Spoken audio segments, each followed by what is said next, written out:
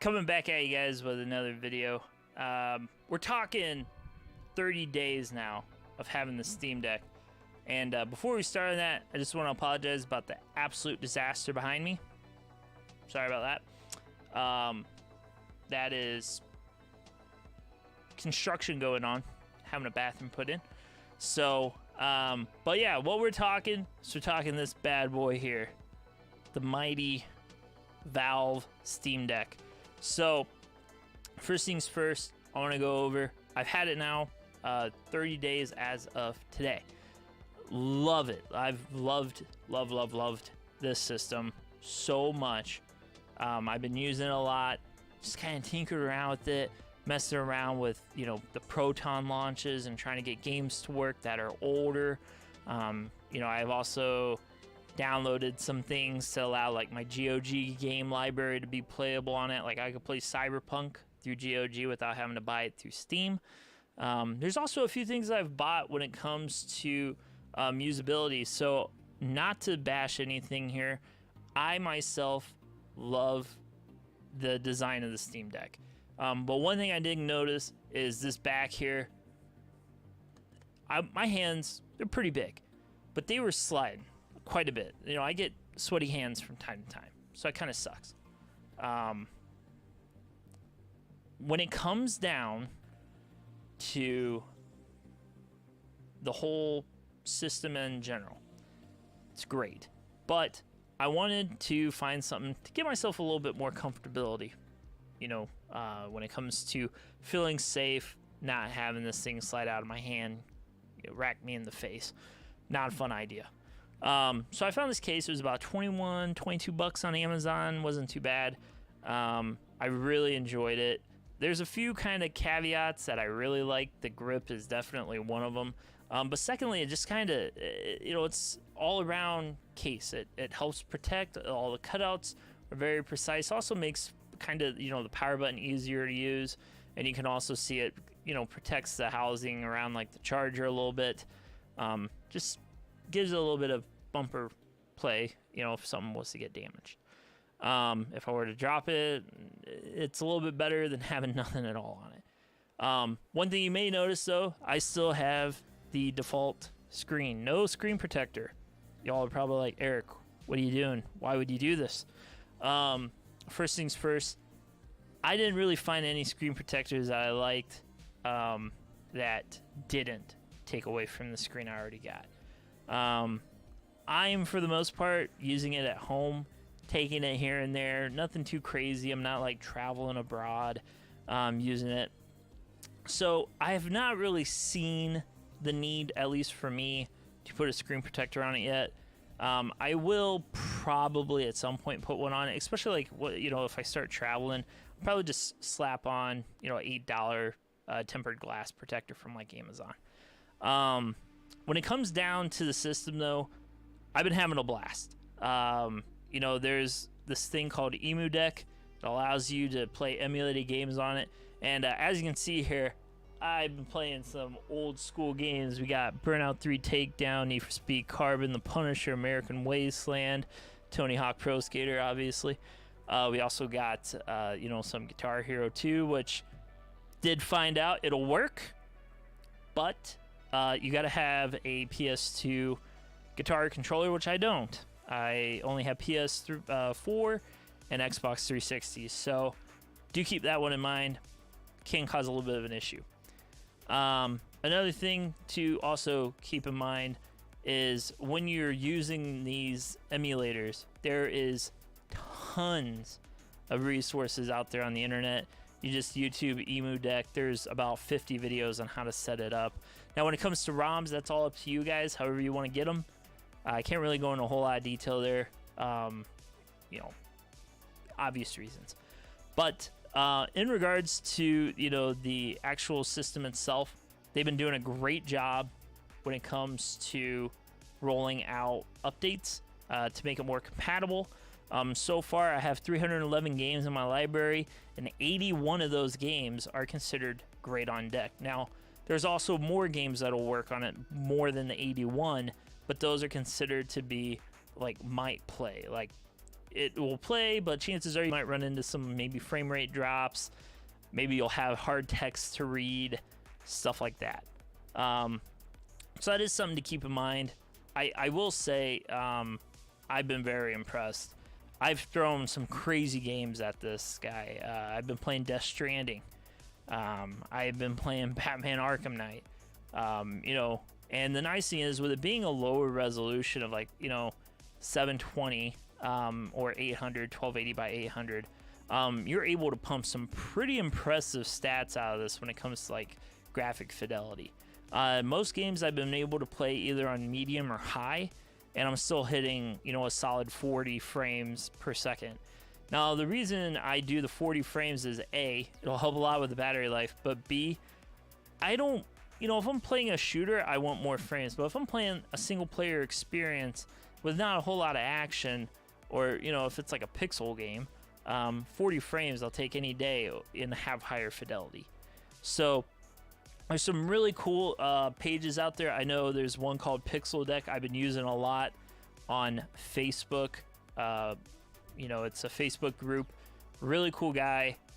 He's gotten videos now out there for Skyrim, how to get that in high fidelity, Oblivion, how to get, let's see, The Witcher, Red Dead Redemption 2, and even Cyberpunk. So there's some really, really useful resources out there, guys. Highly recommend checking them out. I'll put some links out there as well. So, you know, if you guys want to check that out, you can. Now, there's a few things I will say I highly recommend if you're waiting on getting one of these, because, yes, there's still a queue, guys. Pretty impressive time, though, on it now. They're up to Q4, so that means anytime from October to December, you might get the email to purchase one. They have done a lot better at communications, you know, Valve has and Steam, at trying to get these out. So that is, they're doing pretty good. Yeah, there you go. So pretty cool little gizmo. It not so much little. I mean, it's pretty big, but you know, for what it is, it's a very, very impressive system. So when it comes down to it, there's a few things I will say. Highly do some research on. If you have got one and you want to kind of push it to see what more it can do, or if you're looking at possibly getting one and you want to do some research in advance, that's what I've done.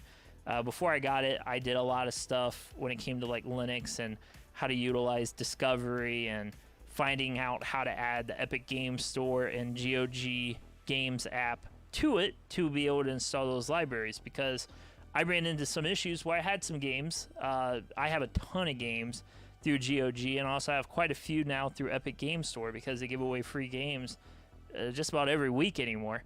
And I didn't want to have to buy those again. So there's some really, really cool things out there. A lot of great videos, Reddit forums that you can utilize to help with that. Yeah, you see, so I ended up getting pushed back. I was initially in Q2, and then they pushed it back to Q3. Wasn't the end of the world for me. I got it literally the first day of July, the email, so I was able to pre-order it. But yeah, it is a little discouraging. I will say though, it's worth the wait. You know, I feel like what they've done is kind of almost felt like the impossible, which is practically putting a handheld gaming computer in your hand in the form of a Switch. And it blows, in my honest opinion. I have the OLED Switch. It completely blows my OLED Switch out of the water when it comes to performance. Obviously, there's some caveats. I wish this had an OLED screen, because the OLED Switch screen is very, very pretty. But, you know, maybe we'll get another version of this a few years down the road, and they'll be able to figure out how to throw an OLED screen on it for the price. So when it does come down to it, though, it's a really cool system. I feel like Valve has been doing a very good job at trying to add more compatibility to it. The fact that I went from having 60 games that were great on deck in the last month to now I have 81 games just shows they are fully vested in trying to make this one of the most successful launches of devices they got. I will say I know Valve has kind of a bad experience when it comes to supporting devices. I'm looking at you, Steam Link. I have a Steam Link, and that's really cool because if you have something like that, you can actually stream this wirelessly to your Stream Link. Now, only catches you obviously have to be, on the internet. If you're not on the internet at your home and on this, well, it won't work. But that's really cool that they added that feature. That's something they didn't have to do, but they decided to do it. So, and really for the most part, when it comes to accessories, I haven't bought a whole lot. I did want to add Windows on it because I want to be able to do Battle.net. I also wanted to be able to do things like, play the new Modern Warfare on it, which it does run, and it actually runs it pretty good. So, there's some caveats there to getting a separate micro SD card. I ended up getting a 512 initially. By the time I installed Call of Duty Modern Warfare and the fact it's got Warzone that I also has to download, that kind of sucked. It was like almost 200 gigabyte download. So I couldn't really do anything else. So I did end up vouching on Prime Day, breaking down and buying the 1 terabyte micro SD card. It was like $130. Did I need it? No. But I just wanted to be able to have more than like one game installed on Windows if I wanted to. The only other thing that I will say is there's some things that can be a little annoying. For example, Red Dead Redemption 2. I have it through the Rockstar Game Launcher app. I hate it. I hate the Rockstar Game Launcher app. And I did end up breaking down and buying Red Dead Redemption 2 on Steam when they had it on sale. It was like $25 is what I ended up paying for it. Just so I don't have to go through that hassle of going through that launcher and trying to get it to run. Because what I'd have, I had issues with, I'd get it to run, but the game itself wouldn't ever launch. So I wouldn't actually see the game. It would be running, and you'd even hear my fan and everything kick on. But the game itself, you couldn't see it, and, well, it's obviously kind of hard to play that game then. So I did end up breaking down and buying it on Steam, and it ran perfectly fine after I bought it on Steam. No issues at all. So, there is some weird things with launchers. There's also, obviously, a big thing, too, has been anti-cheat. They have gotten pretty good at being, receptive to that. Like, they added Apex Legends, and they just recently added Halo Infinite to work with easy anti-cheat using the Steam Deck. I myself, the Steam Deck, I feel like, isn't designed to be playing your Warzone. It's not designed to be playing, Escape from Tarkov on it. That wasn't what they had in mind when they created this. So if that is something you want to do, just keep in mind, it's not the best experience for multiplayer games. I did play Fortnite on it. It actually ran pretty good. I'll be honest, it ran better than it did on my Switch. My Switch is kind of out of commission the last month because I've been playing this for the most part. So, there is still its caveats, right? There's things that Valve needs to address still. One of the biggest things that a lot of people keep asking on forums has been, when will you start rolling out AMD driver updates? So the way that they have been doing it has been, they have a beta channel, and they also have an alpha channel for the software OS. And whenever like a new driver comes out for like AMD, for example, they would roll out a new update to that channel.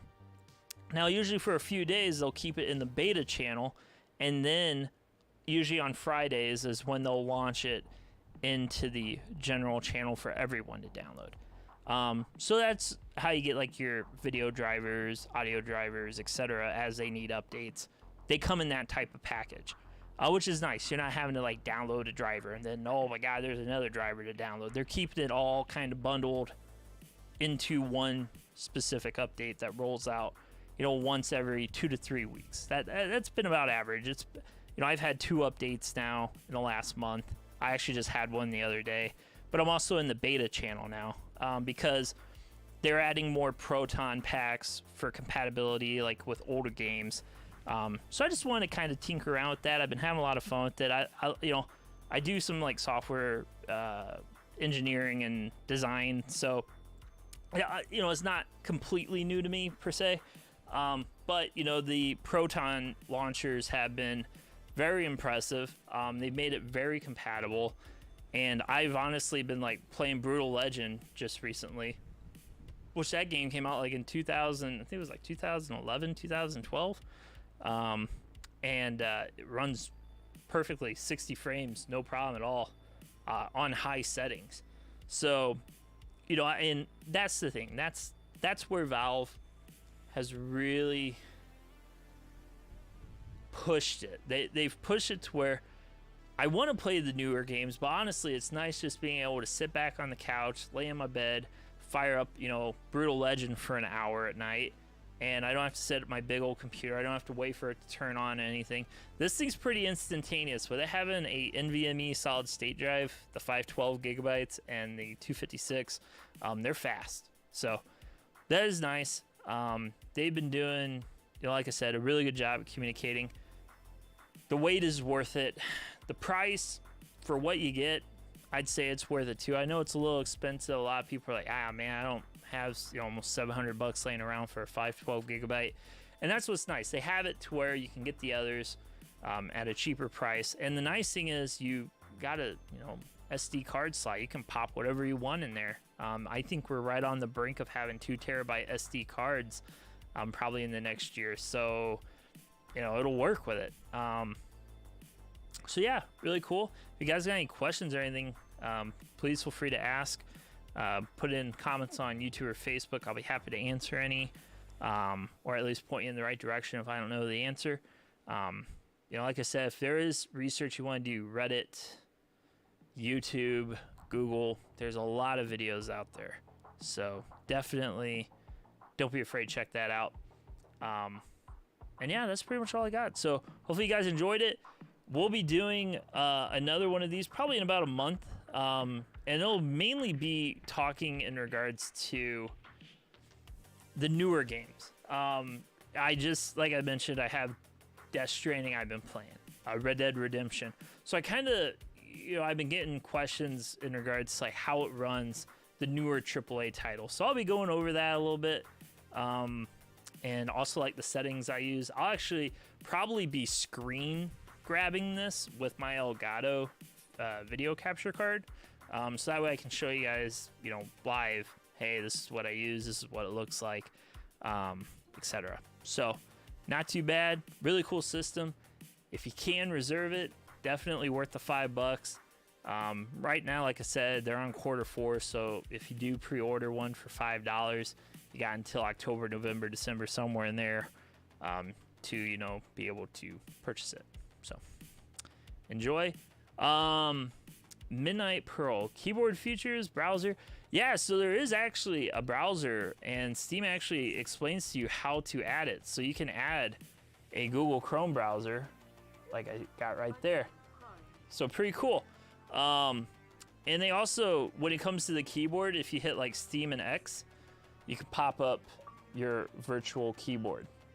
And they actually got some like really cool things, like you can, utilize the touchpad if you want to, type in, or you can actually just touch it. So that's really cool. Yeah, so it definitely doesn't have a built-in actual physical keyboard.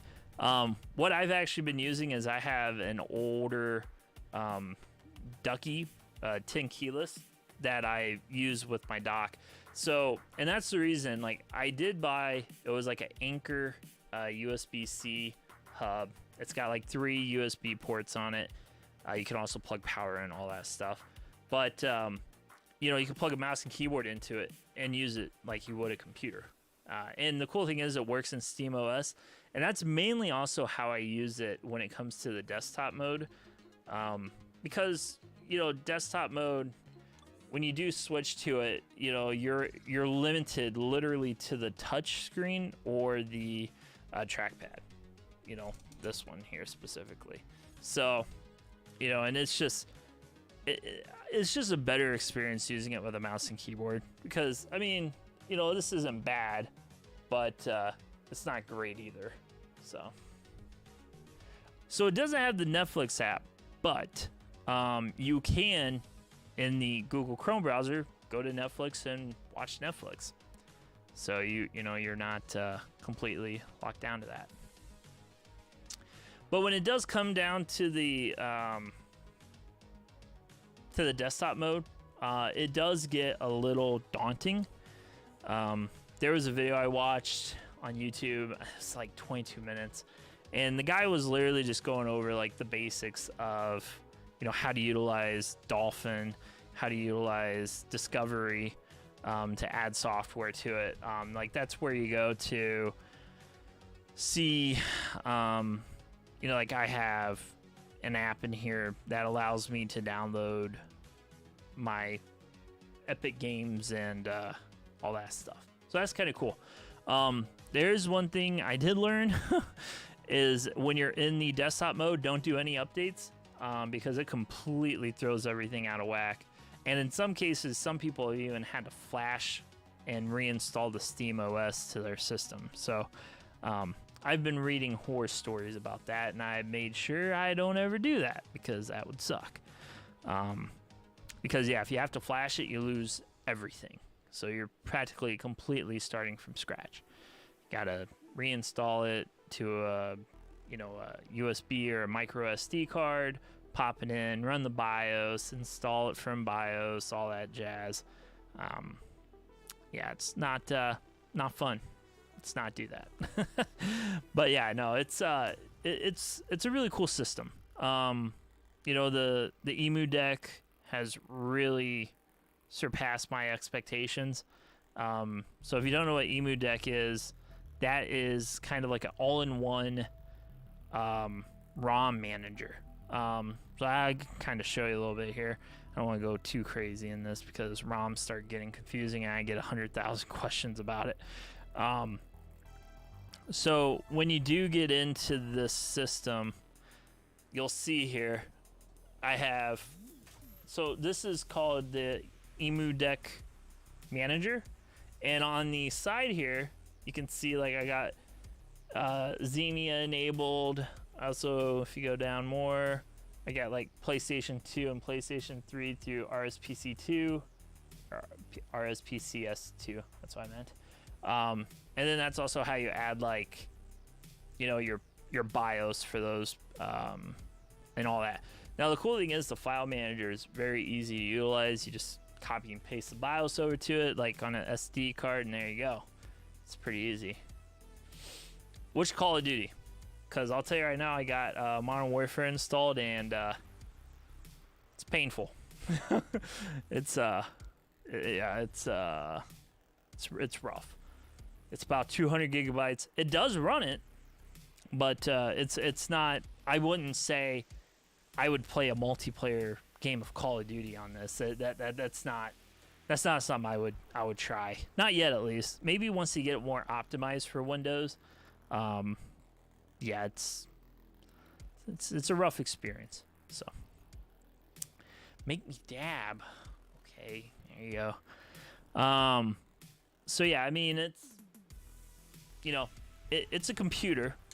It's not designed like it's not rocking a 3080 Ti video card and a Ryzen 9 5900X or anything like that. So you're not playing anything on Ultra like Call of Duty, but it is possible to play Call of Duty, and it actually doesn't look bad. Like I've played, I was like first 4 or 5 missions of the campaign and tweaked it a little bit. I can get about, give or take, 50 frames at the 1280 by 800 resolution, and I'm running like medium settings. I'm not on high or anything. There's some settings I have completely turned off, like the deep shadows and that stuff. You don't notice it. You won't notice it because this doesn't have ray tracing or anything built in by NVIDIA. So But I am looking forward because tomorrow we got. I did fix that actually. Here I can show you. Give me a second. Let me go back to gaming mode.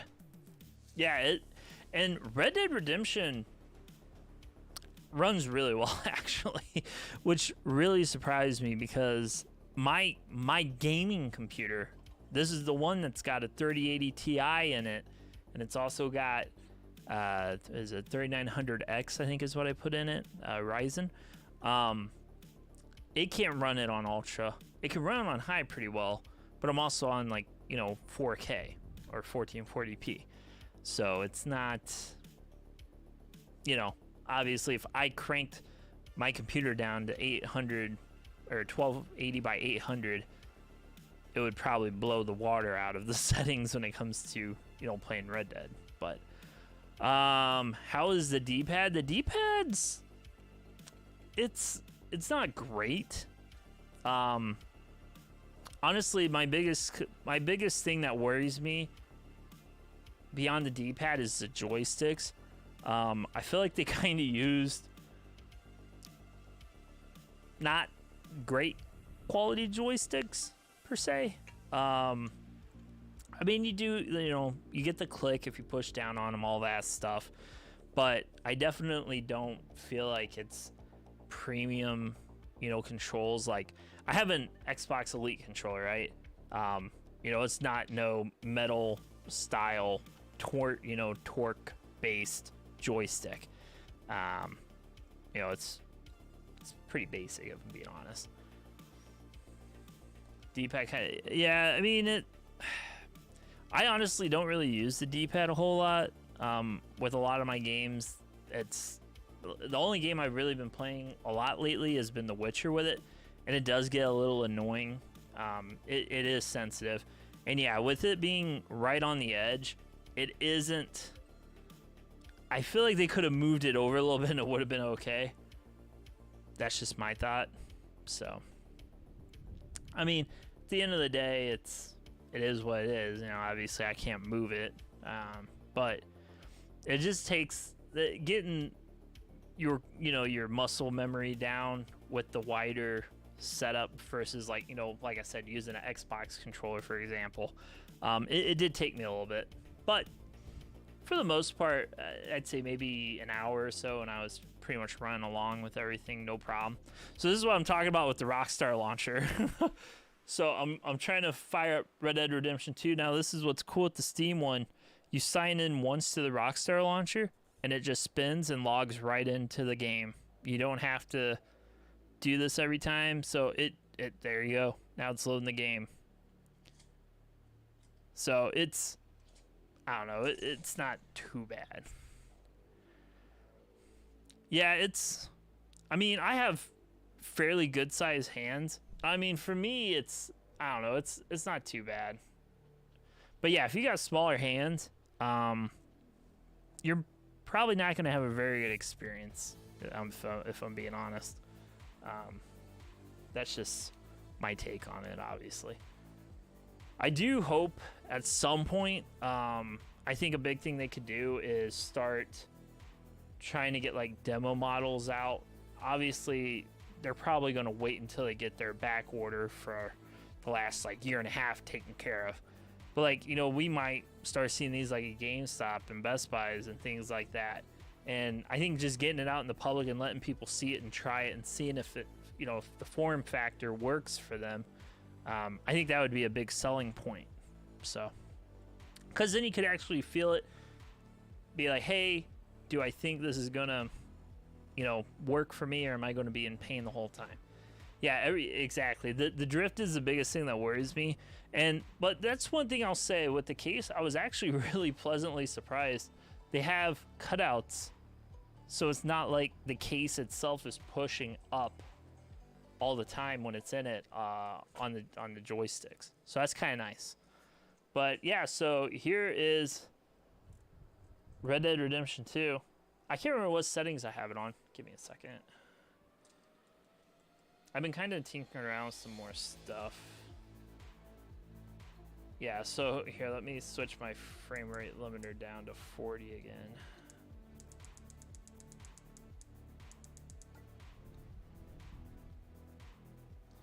So the reason I use 40, and you'll see it still looks pretty darn good at 40 frames locked. And that is running, controls look like it'd be better off without the touchpads taking up all the space. Yeah, and like I said, the touchpads, like in a lot of games, they don't really serve a whole lot of purpose other than acting as like your mouse. Like here I can, you know, for like the camera control, that's it. This one does nothing. It's just there to be there and annoying. So, oh, I guess it does do something. What did that do? Oh, that brought up the back menu. Ah, okay. I'm learning something new. I didn't know. But like if you swipe on it, it doesn't do anything. So, yeah, I don't know. I guess it's just kind of a nuanced thing.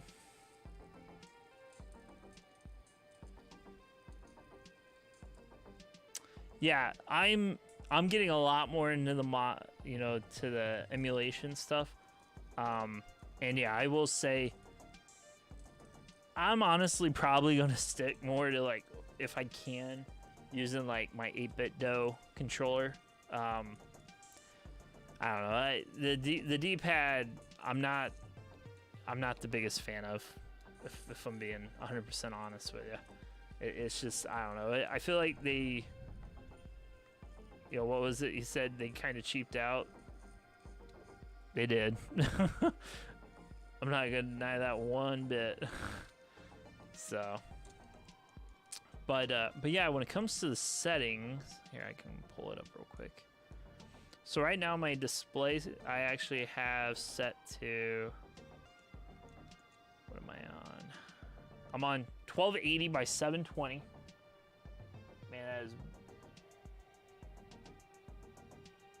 blurry as heck. Sorry. Oh, well, no, it's just the case that I have it in.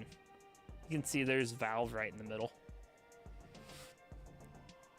But, yeah, in a lot of the games, you actually want to run them. This is the weird part. You want to run them in windowed mode. Yeah, it's a strange thing here. But when it comes to the settings, I mean, look at this. I'm running ultra texture. We're using, you know, medium for like the space and ambient reflections.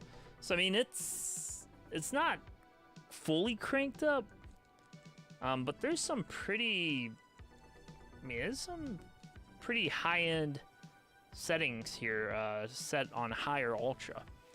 And you know, when I was talking about the battery life, now bear in mind I'm at 57% now since I've not thrown this on the charger at all today, other than when I pulled it off this morning.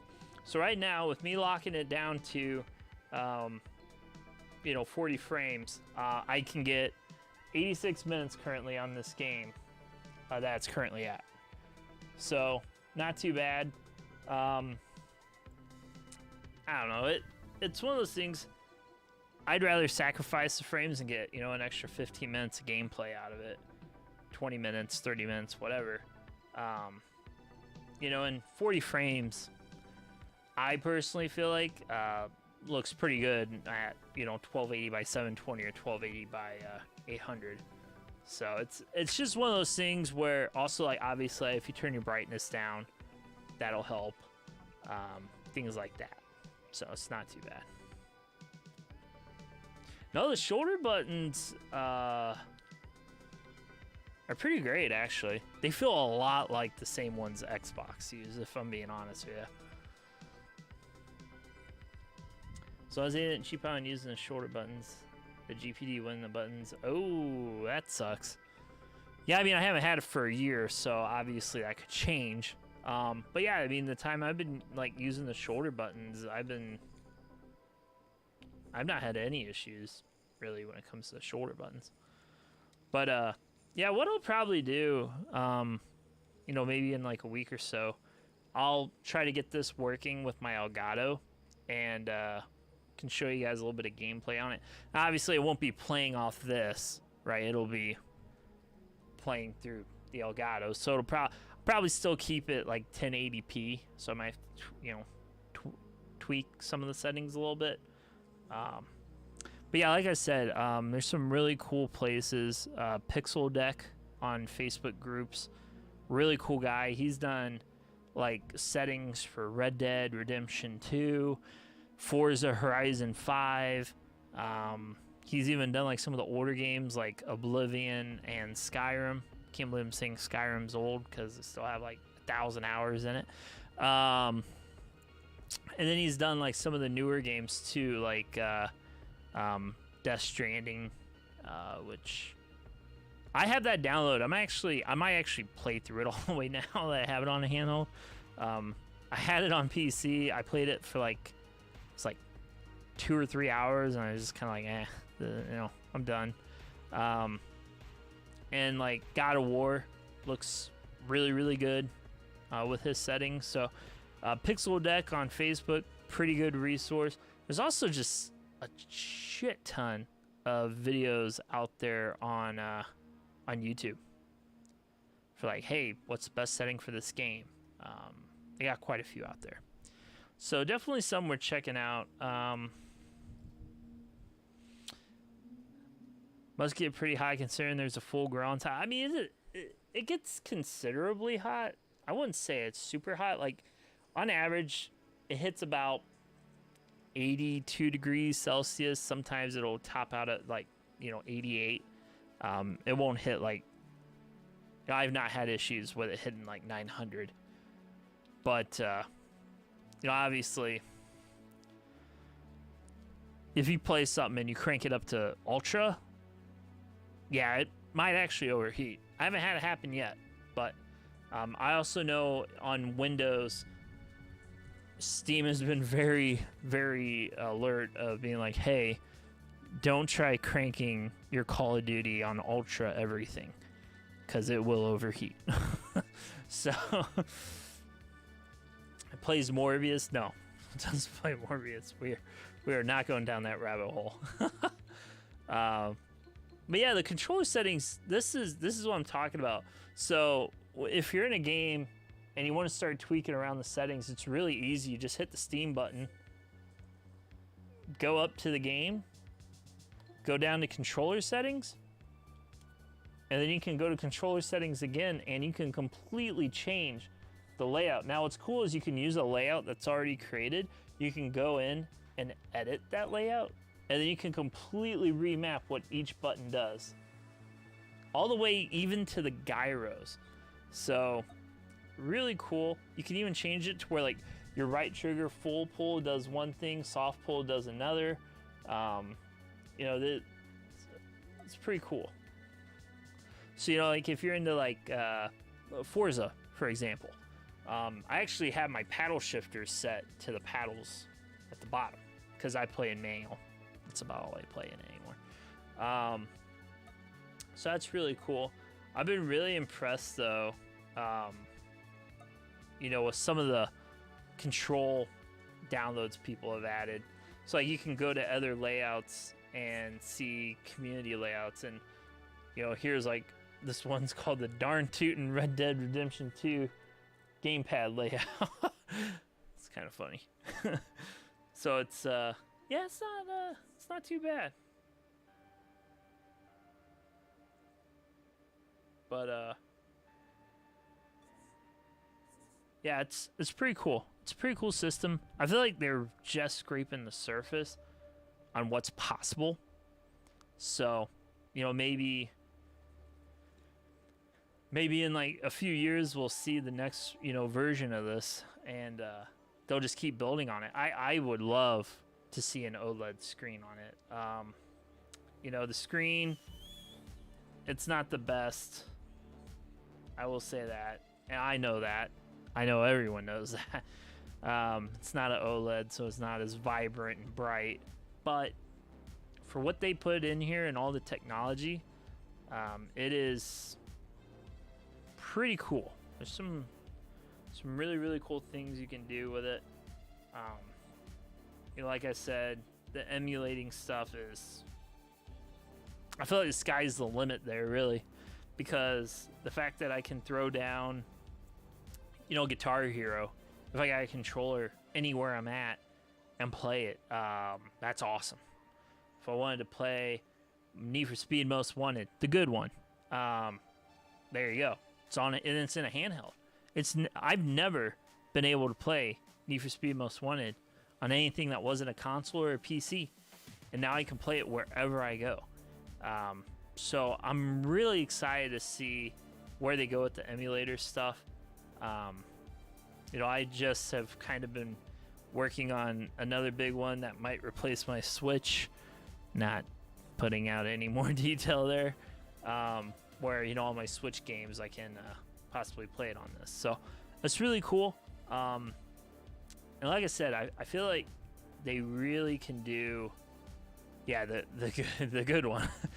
That's not the trash they put out in 2011 or whatever it was called. Is Need for Speed Not Wanted. No one wanted that game. I wanted Most Wanted 2, or well, technically Most Wanted 3, because Carbon was the sequel to Most Wanted. Why they moved away from those, I will never understand. But yeah, it's a really cool system. If you guys have any questions at all, please, don't be afraid to ask. Reach out. I myself, I'm just honestly going to keep tinkering with it until I break it. And the nice thing is, if you break it, Valve has been very forthcoming on releasing, the SteamOS ISO if you do need to reinstall it.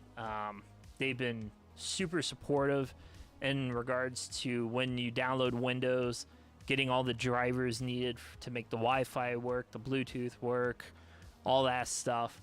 So they've done really good when it comes to, and they didn't need to do that, right? Remember, it's not running on Windows initially. So the fact that they took the time, found all the Windows drivers that would need to work with it, and put it out there for everyone to see if you do install Windows, it's pretty cool.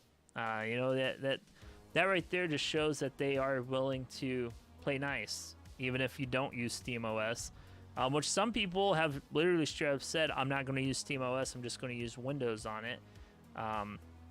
One of the cool things is they've added a fan control driver, so you can adjust how the fan control operates just like you would on a, I use NZXT cam on this computer because I have a all-in-one liquid cooler. So they have stuff like that, to help make sure it doesn't overheat as easily as, if you just were to use the stock Windows fan controls, which are trash for the most part. So, it's that stuff there that's really cool. And another thing I have to say, I'm very happy to see it in the age of digital taking over and wireless stuff. But the fact that they added a headphone jack, I think that just deserves a call out right there. That they haven't forgotten about, the ability of plugging your headphones in and listening to, your audio. Perfect example, I bought a brand new laptop, and if I want to do that, I have to buy a dock that supports it. And they're $100 for a dock that has a 3.5 millimeter auxiliary port, which is absurd. My new phone, the S22 Ultra, goodbye audio jack. So the fact that they added that, they could have not added that and saved money and made a little bit more profit on it, but they decide not to. So I respect them for that. I think that's really cool. And when it comes to what I use for audio devices, so I actually use these headphones, which these are SteelSeries Arctis Pros, the wireless ones. I also use my AirPod Pros with it. They actually work really, really good with this, the noise canceling and everything. You can't do it through this. It all is through the actual AirPod Pros, but you can, use the AirPods and noise canceling and everything just like you would. And then also I've been using, it's the Sony WH-3000s, I think. They're about 2 years old. They're big over-the-ear noise canceling actual headphones. They're huge. So I've used those mainly with it.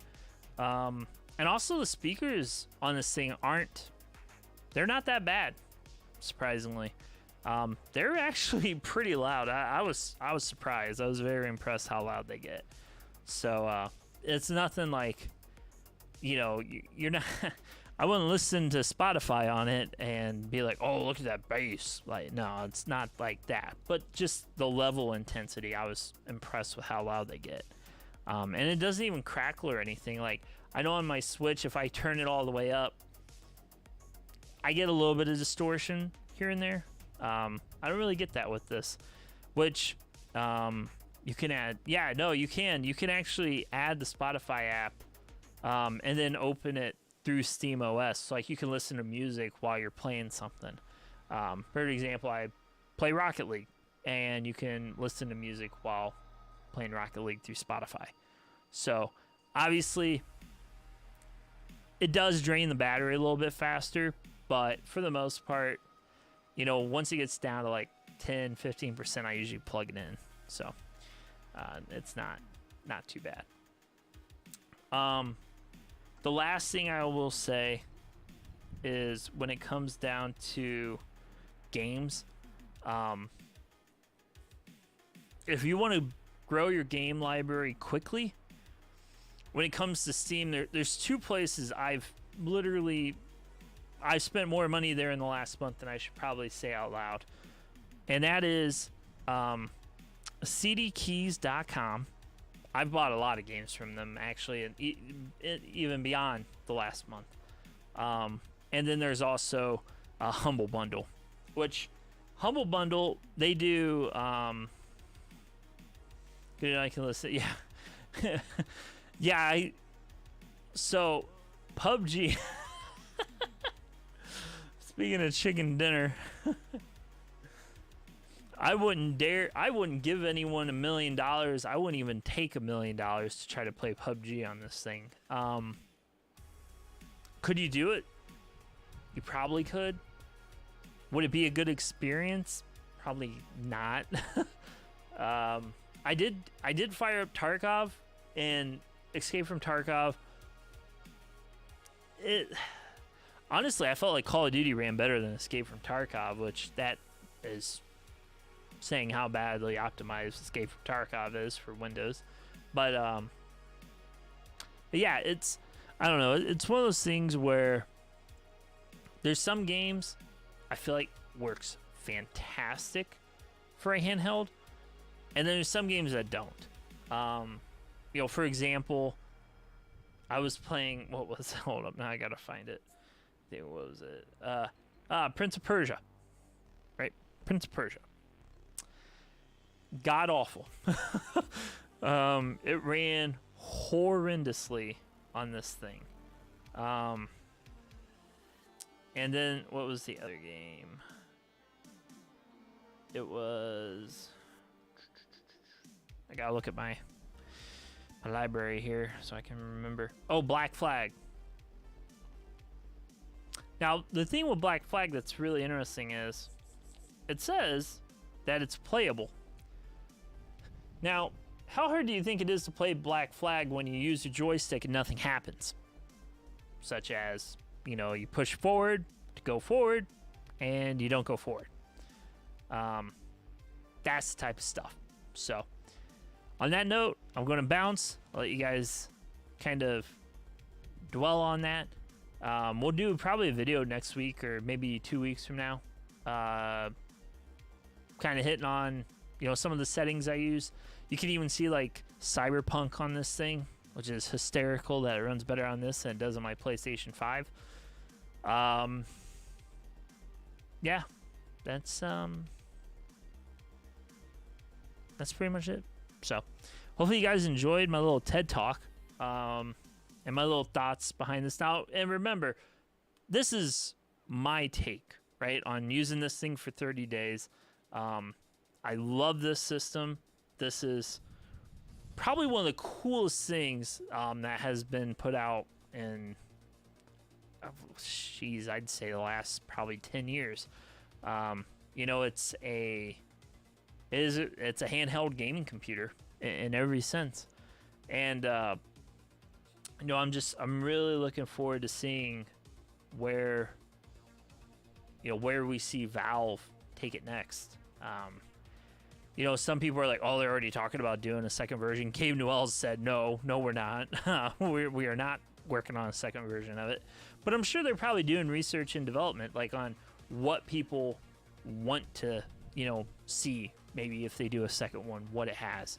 I know someone's brought up a few things regarding, the screen, better joysticks has came up probably about 100 times on Reddit now. And doing away with the touchpads.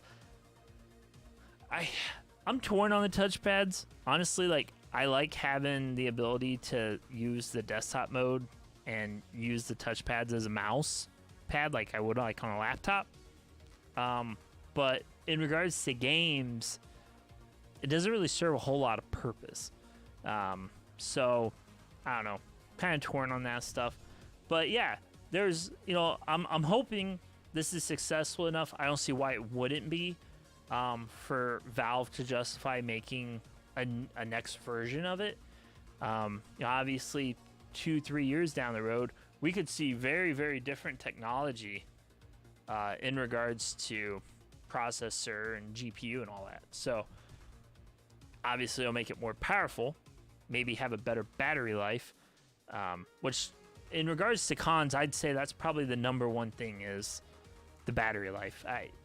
If you don't have a battery pack and you want to use this on the go, get a battery pack. Spend 40. I've seen some that's like 26,000 milliamp, $40 on Amazon. The one I bought, it did power delivery and also it works like my MacBook Pro. So being honest with you, I made, it was like $130 for that battery pack. You don't need that, right? I just wanted it because I wanted to be able to actually triple charge. I wanted to charge my phone. I want to be able to charge my laptop and this thing if I'm traveling, like for work or whatever. So I kind of caved in and bought, a $120 Anker battery that could do that. So would there be a point to make a console the same thing as Xbox or PlayStation for Valve? Are you talking like Xbox making a handheld and PlayStation making a handheld like this? Is that what the question is?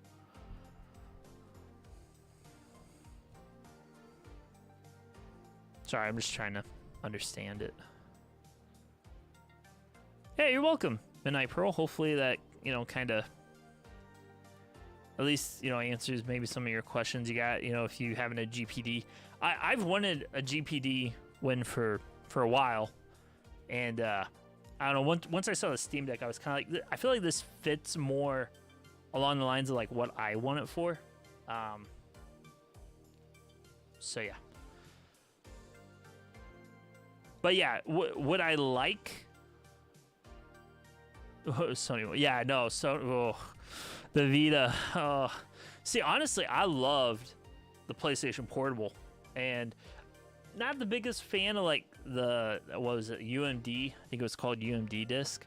I felt like they were very cheap, especially like the housing for them. I mean, it didn't take a lot to break the housing on those, but yeah, I don't know.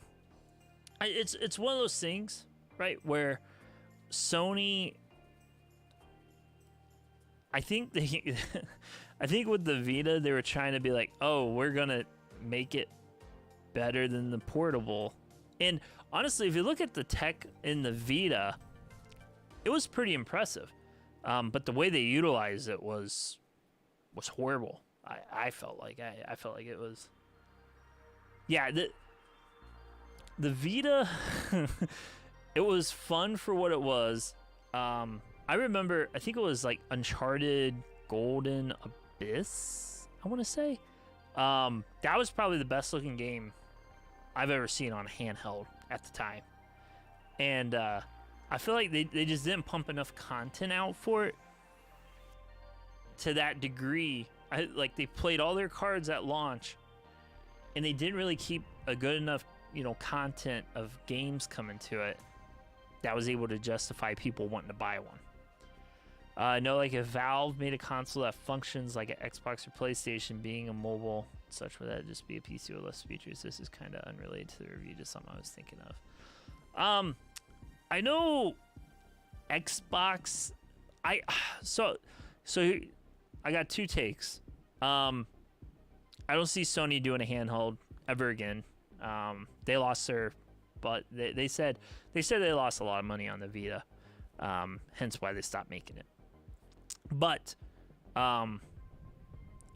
are investing money like Xbox has for the last, like 4 or 5 years now, in cloud gaming. I think PlayStation has a ways to go before they could actually say they have a successful, highly, non-issue related system for their streaming. The only thing I don't like with streaming is you got to be on the internet. If you're traveling and you're on the internet and you want to stream a game from like your Xbox or your PlayStation, you have to have the internet. And like if you're flying an airplane,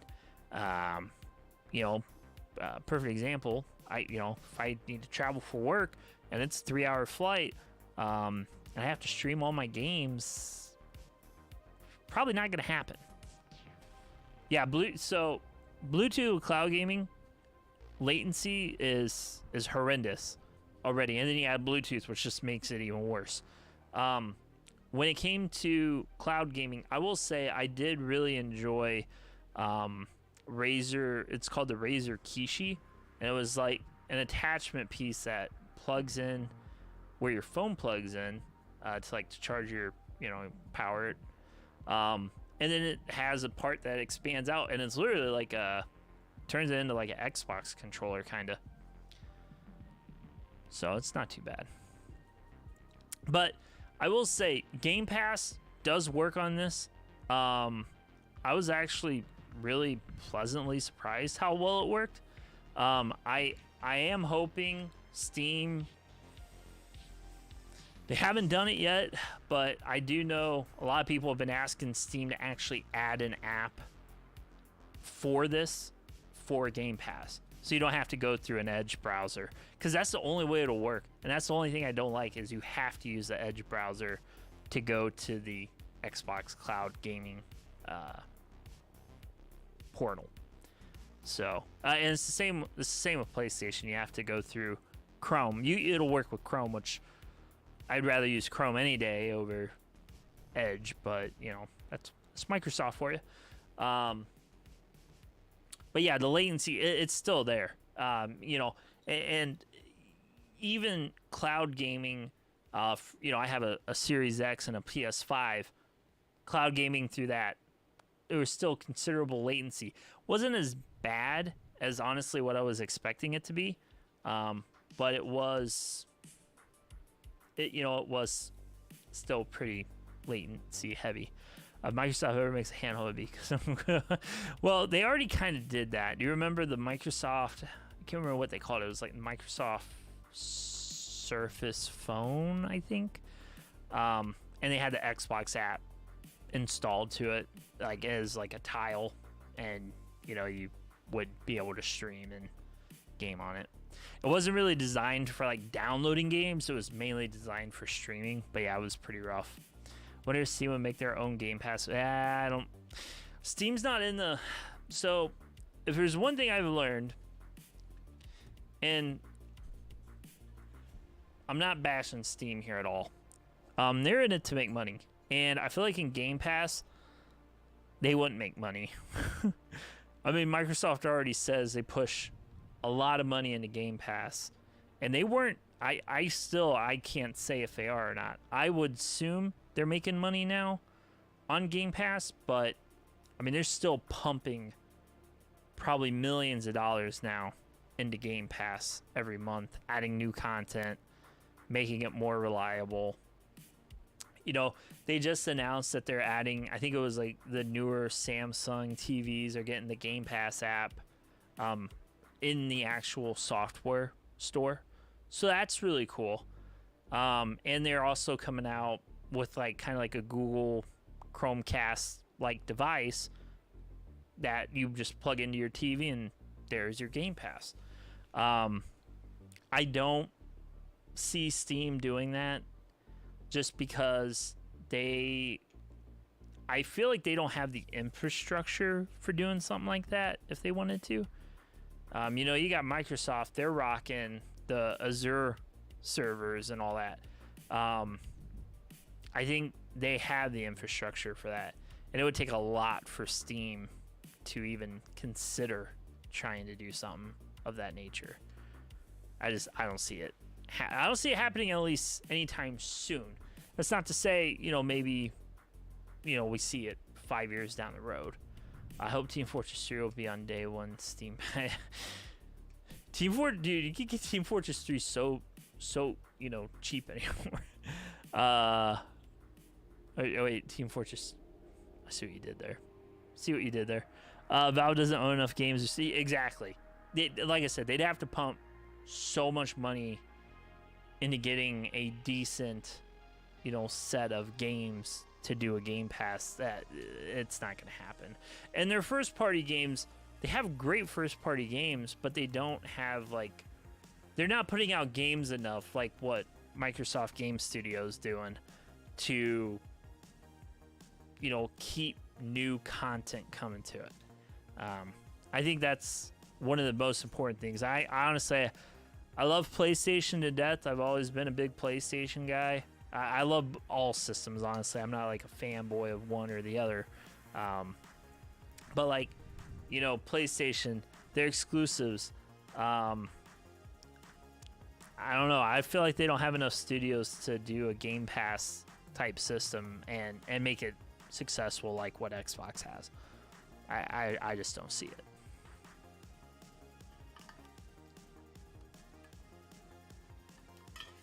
They are getting there. I will say that, but they got ways to go. And especially, I mean, it's a huge blow if you look at, you know, the whole Microsoft acquisition of Activision Bethesda, or Activision and Bethesda. I mean, those are some big companies there with some big old games. And I don't think and I know we're going way off a tangent here now, but I do feel like with them, they will still keep games multi-platform. But what I see happening is they'll make it to where plays best on Xbox, PC.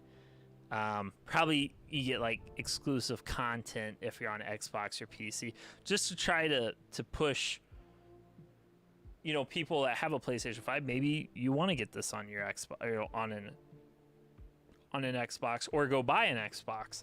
I mean, if I was Microsoft, that's what I would do. I don't think we're ever just going to see Overwatch be like, oh, well, it's only coming to Overwatch 2 is coming to Xbox and PC, and that's it. You got anything else? Well, guess you gotta buy an Xbox or a PC. I don't see that happening. I do see, like I said, the exclusivity of content. Maybe they get maps. You know, like what PlayStation's done on Call of Duty, right? They get like a map 2 weeks early than Xbox, and everyone else gets it. Maybe something of that nature. I don't know. If there's one thing I will say, Phil Spencer is a genius. I mean, I know it's not just, you know, Phil Spencer, but his team there, what they've done, they've pumped the money into it, the research and development. Game Pass is, you know, if anyone was to go buy an Xbox and they said they wanted games, I wouldn't tell them a game to buy. I'd be like, hey, if you got the money, try Game Pass out for $30 for 3 months, and the amount of games you get, and the fact they're always rolling out games and bringing new games in. I mean, that's a hell of a deal. I can't even tell you. Like, let's say my video rental store was back in town. They closed down, COVID, all that jazz kind of screwed it up. It was $7 for 5 days to rent a game. And so, I mean, if I rented, 5 games, Game Pass already paid for itself in 3 months.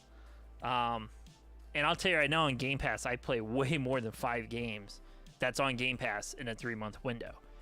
So the value is there. And a lot of people, they're like, oh, Game Pass for $10, that's a ripoff. And I'm like, well, you used to rent games. I know you did, because I used to rent games, and I would happily pay $10 a month to be able to play 50 plus games at any given time. So Game Pass is super cool. Oh, I don't know if I see GameFly doing any type of comeback. I mean, have you seen the amount of discounts they're doing on GameFly?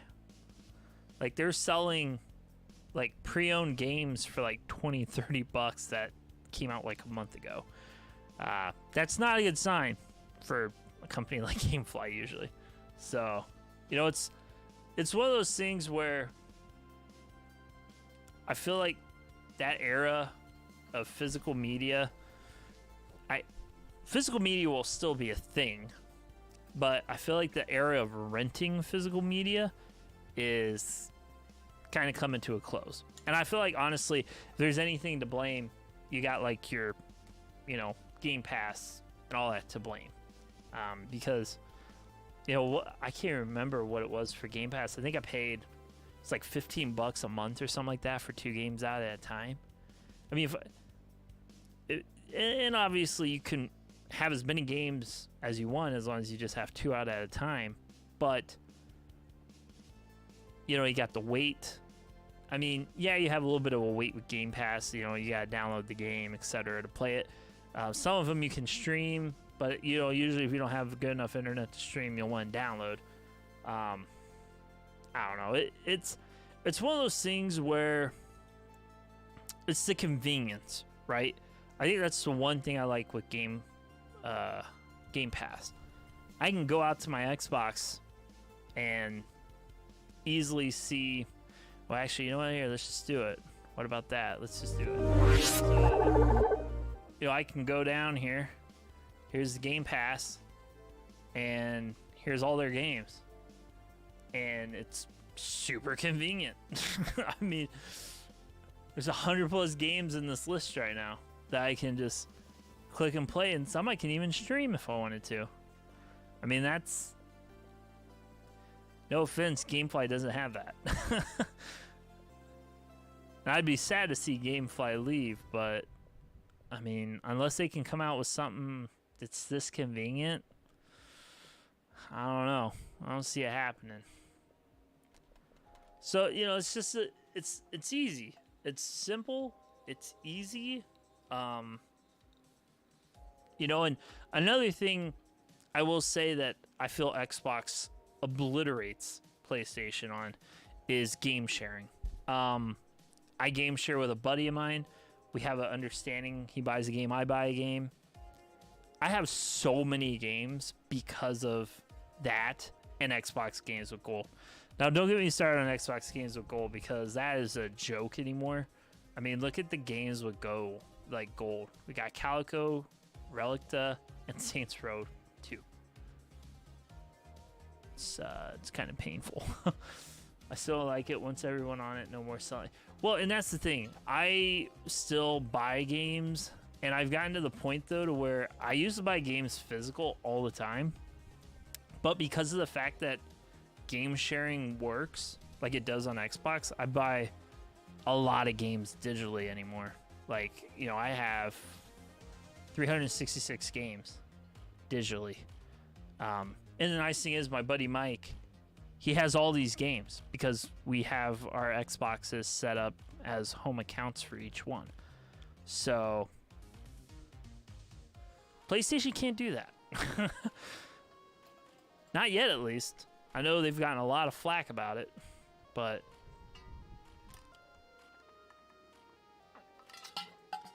yeah, I don't know. There's a lot of room for PlayStation to make up for on this topic, but I don't know. It's gotten better, but there's still a lot of things that I feel like PlayStation is just being selfish and cocky with that they don't allow. So I don't know. That's a tough subject matter because I've always been a physical media guy. I've loved having physical media. Like, I buy a lot of movies digitally anymore, but there's some that I still refuse to buy digitally, and that's like, like Spider-Man No Way Home. I had to have this. I had to have this in a physical media.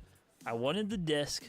Obviously, I wanted the kick butt case too, but I actually have something tangible to say I have this, in my hand. It's not like it's in a virtual server somewhere or whatever.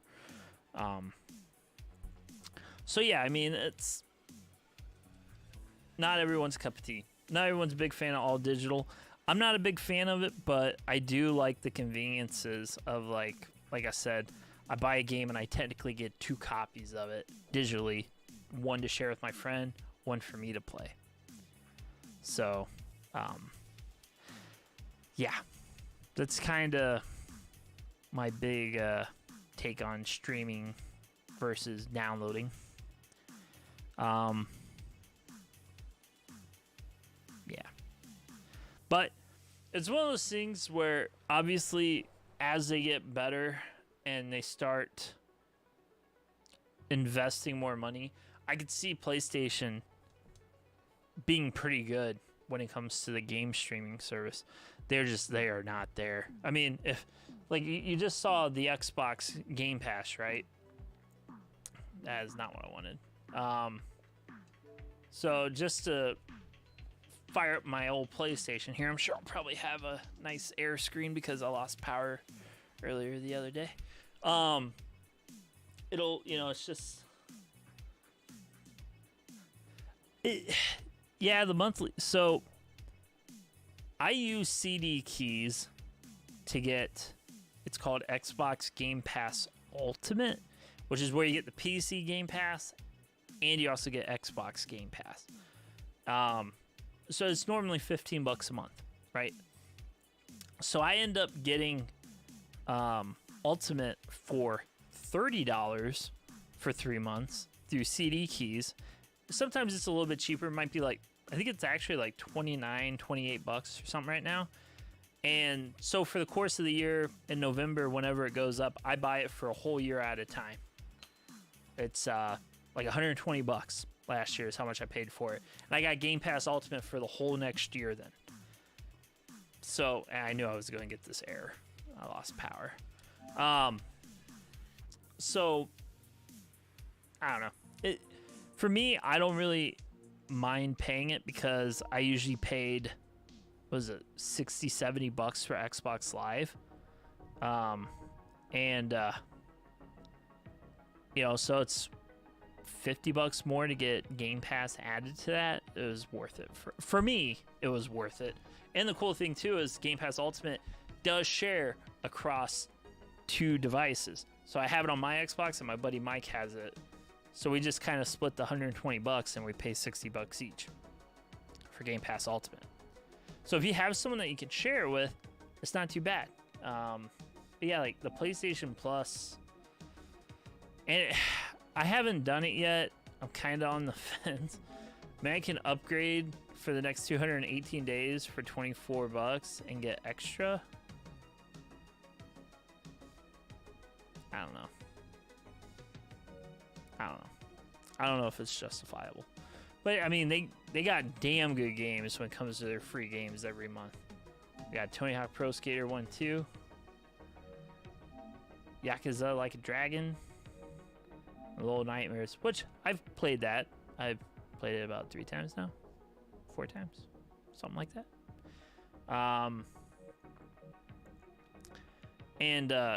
You know, I feel like what PlayStation's done here has been kind of like a trial of Game Pass, but not nearly as many games. They have quite a few, but I mean, they're at, let's do the math here. We got 5, 10, 15, 20, 25, 30, 45, 50, 55, 60, 65, 70, 75, 80. Okay, well, they got more. Wow, they got a lot more than what they had.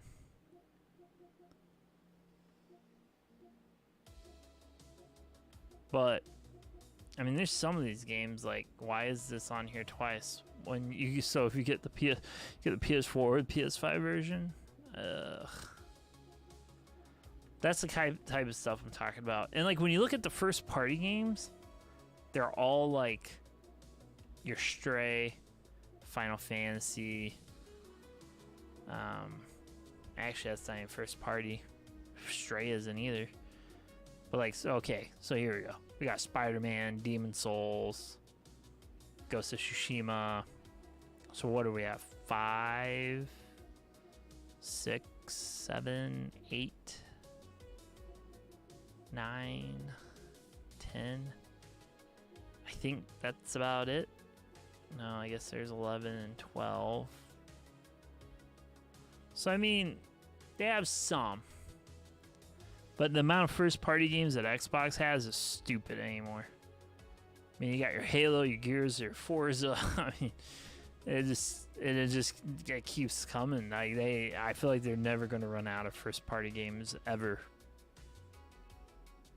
on Xbox. Like a million years. But yeah, I don't know.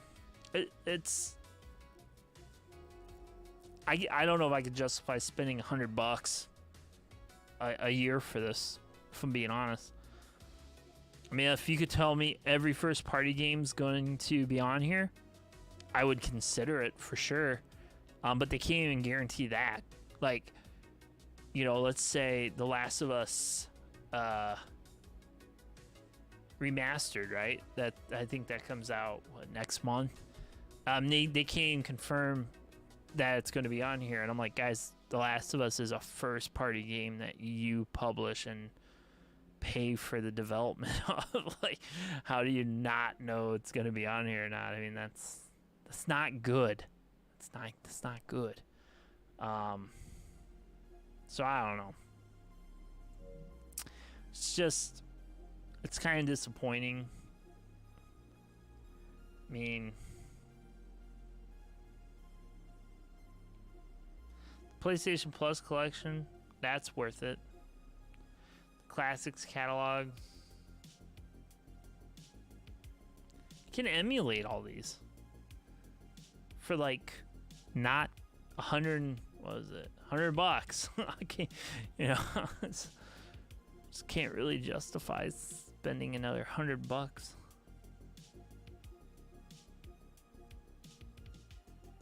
I don't know. I know some people can, but I just can't do it. That's not to say I don't like PlayStation. I feel like their Game Pass alternative is trash compared to what Xbox has. So that's just me. When it comes to their first party games, the PlayStation does have some pretty damn good games. I mean, if we're talking like the Marvel Spider-Man, Horizon games, those are great. Uncharted, probably one of my favorite game franchises. You know, there's some pretty solid. I don't know why I have this on here,